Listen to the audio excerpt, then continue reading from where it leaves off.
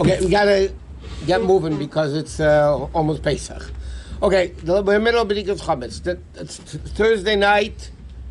You have to do the Bedikat Chametz right away. Before Bedikat Chametz, you're not allowed to eat, you're not allowed to learn, you're not allowed to do anything because you have to do Bedikat Chametz right away. Therefore, the dinner is like this. If somebody davens married with a minyan in shul, so you daven married with a minyan, and then you go home and do Bedikat Chametz. But when you go home, you can't eat, only a snack. You can't learn, you can't do anything, you have to do Bedikat Chametz right away. Somebody always davens married with a minyan. Always. And that night, they're not davening with a minyan.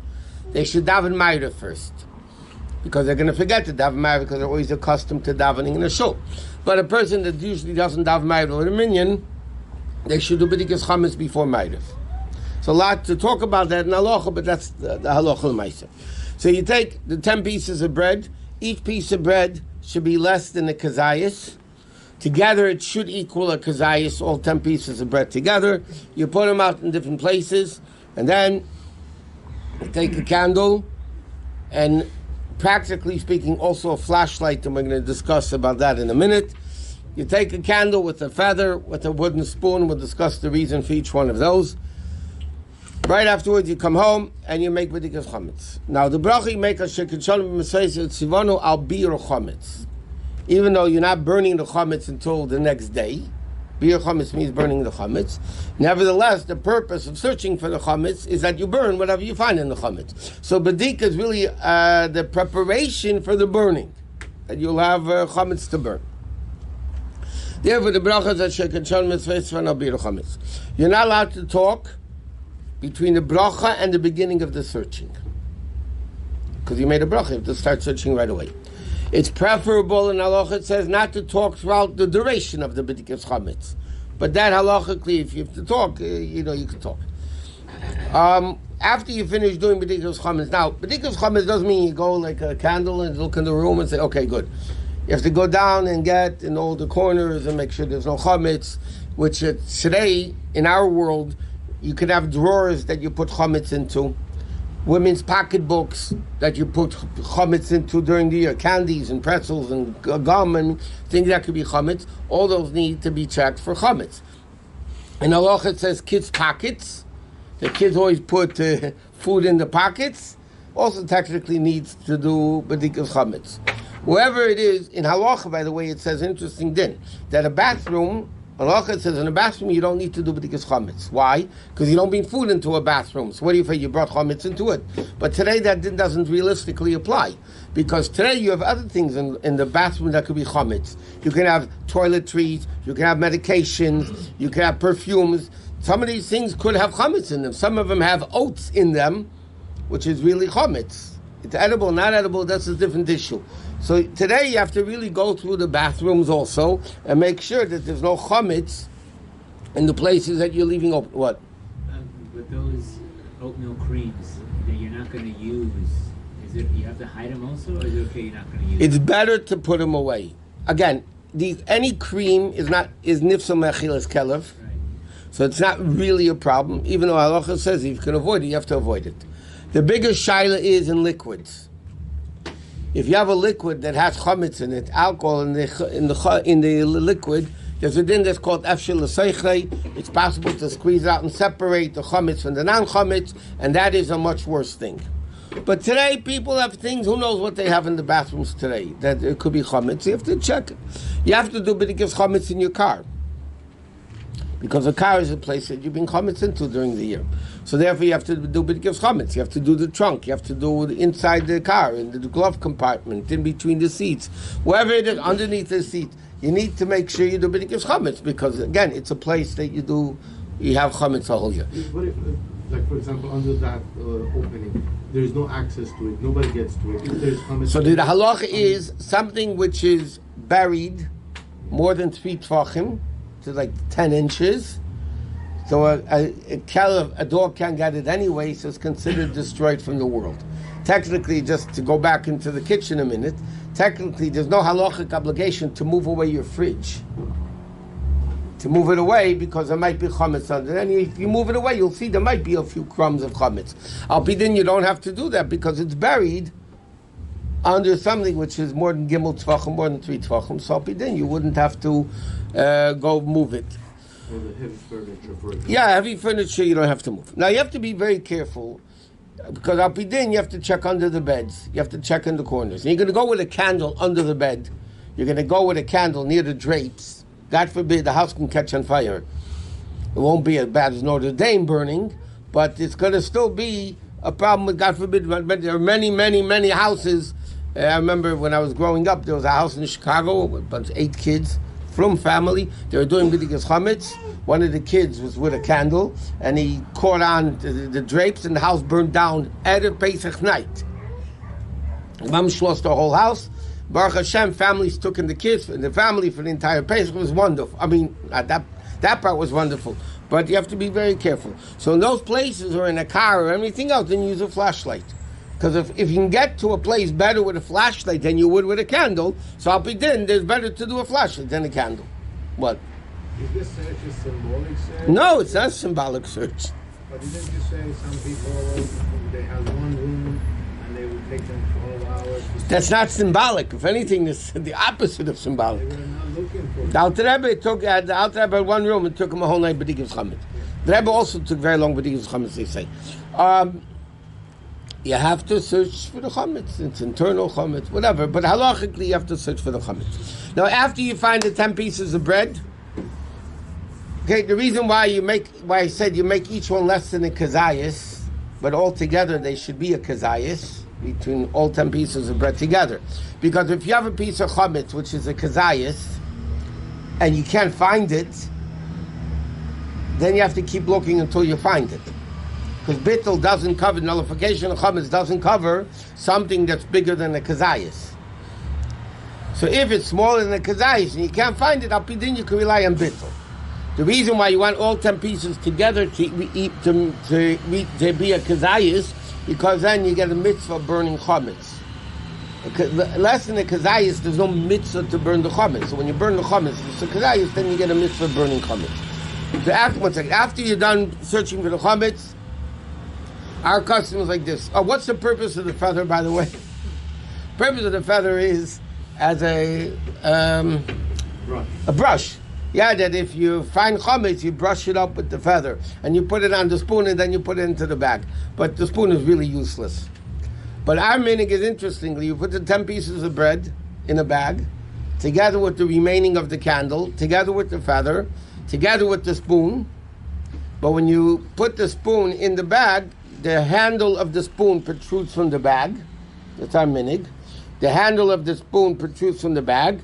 So you tie the bag, and you don't put plastic in the piece, into the chametz burning. You don't put aluminum foil.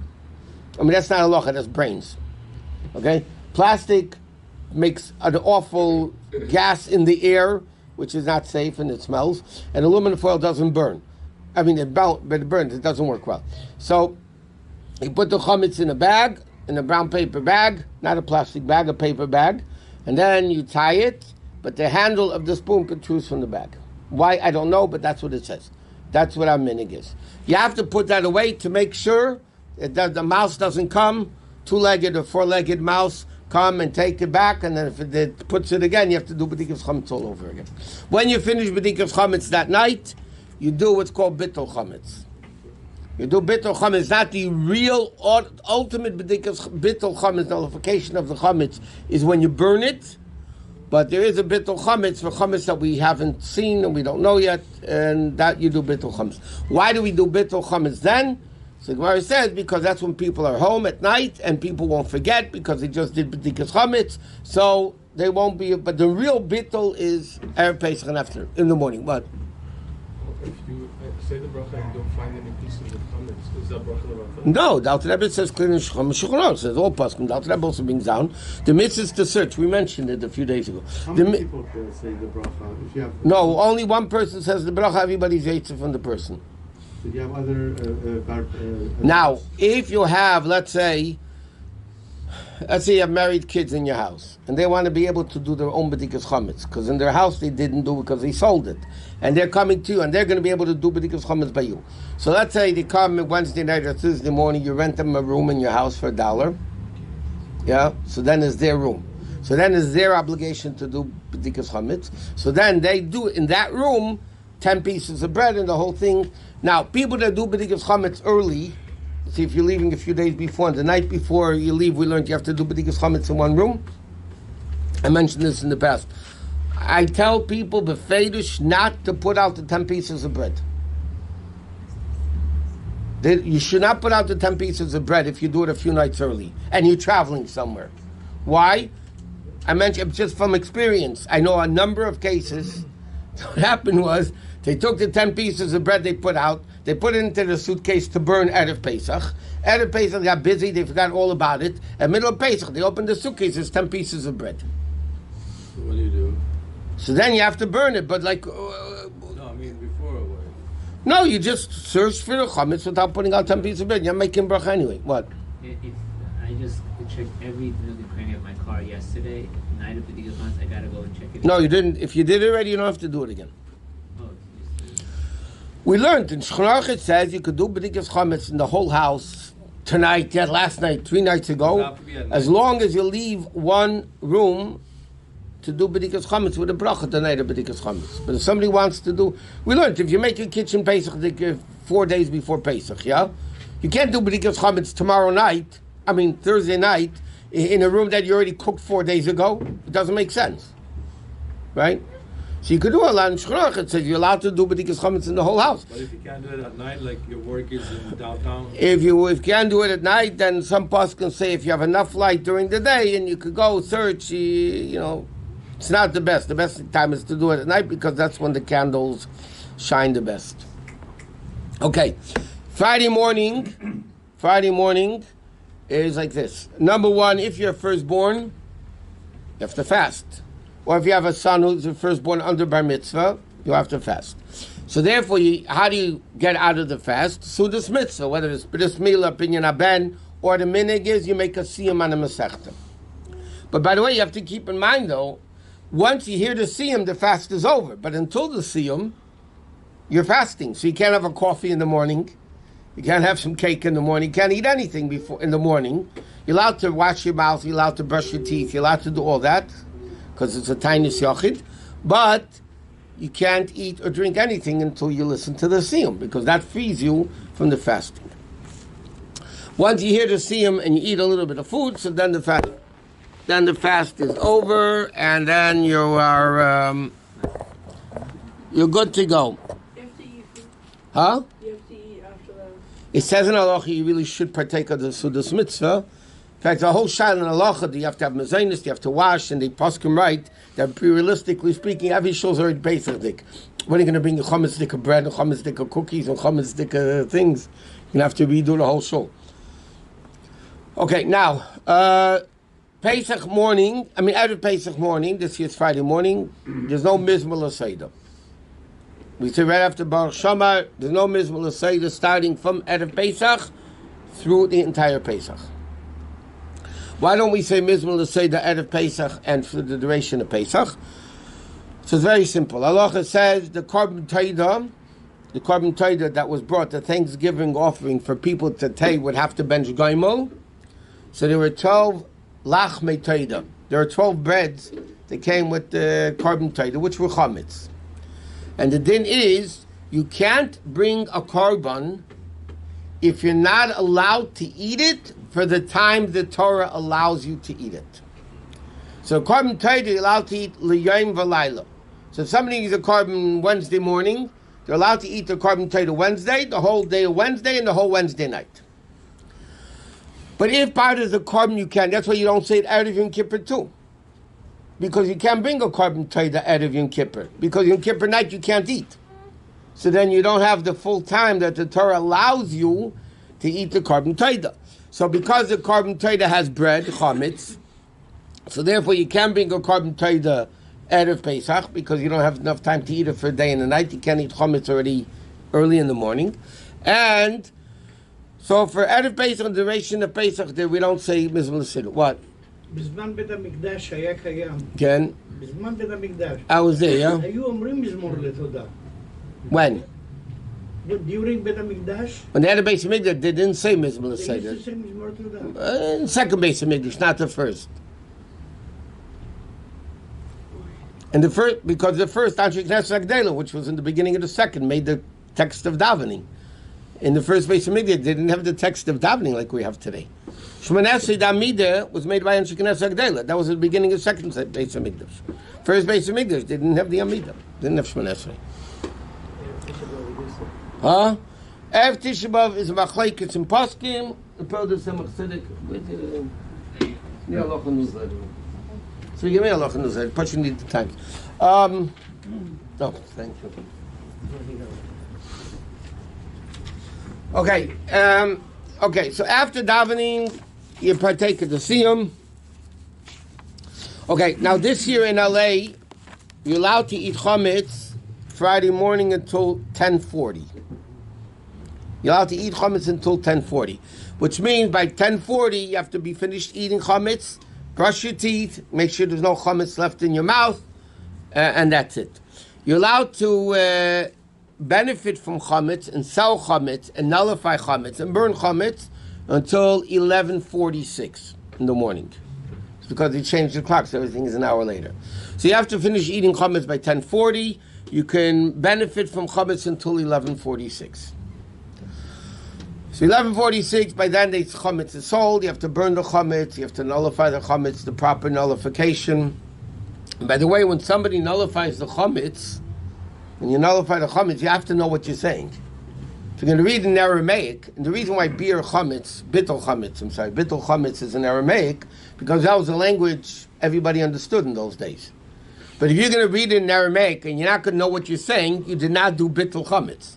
You have to know what you're saying. So say it in English or any language that the person understands.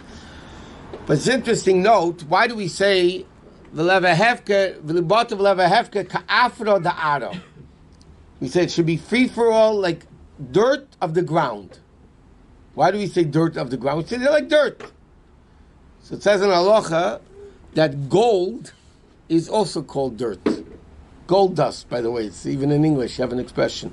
And they quote Psukim and my Mordechai Chazal that gold is also called dirt. So when you nullify the chametz, you don't want to say it should be like dirt, you have in mind gold dirt. Because that you're not going to nullify. So you say ka'avra da'ara, that it should be. Okay. Next is like this. There's a Chabad custom. Again, it's a Chabad custom that we don't eat from Erev Pesach in the morning until Keirach, the sandwich at the second Seder. We don't eat any of the ingredients of the moror and the charesis. Not the whole Seder plate. I don't know where that got from. Maybe some people have such a minig. It's not the whole Seder plate. You can have eggs, and you can have meat, and you can have everything. What we don't eat is basically horseradish, romaine lettuce, because that's what we use for moror. And we don't eat apples, pears, and nuts. Now we don't... Huh? Matzah. No, matzah Erev Pesach is forbidden. Erev Pesach matzah is forbidden to eat. The Gemara says a very sharp expression. Whoever eats matzah Erev Pesach is like they would have lived with their mother-in-law. Huh? All right, that's what the Gemara said. But anyway, so the bottom line is that you're not allowed to eat. That's a halacha that you're not allowed to eat. Some people have a minig, they don't eat matzah 2 weeks before Pesach. Chabad minig is from a month, from Purim already we don't eat matzah. By the way, matzah doesn't mean chametz dika matzah. A minig of not eating matzah, many people make this mistake also. Not eating matzah is Pesach dika matzah. Not necessarily shmura matzah, but matzah which is chametz, you can eat all the way up until the time that you have to... Huh? Can you egg matzah, you can have chametz dika matzah. But after Zman Achilus Chametz, then you don't need Agmatz either. Okay. Oh, I do realize it's late. Okay.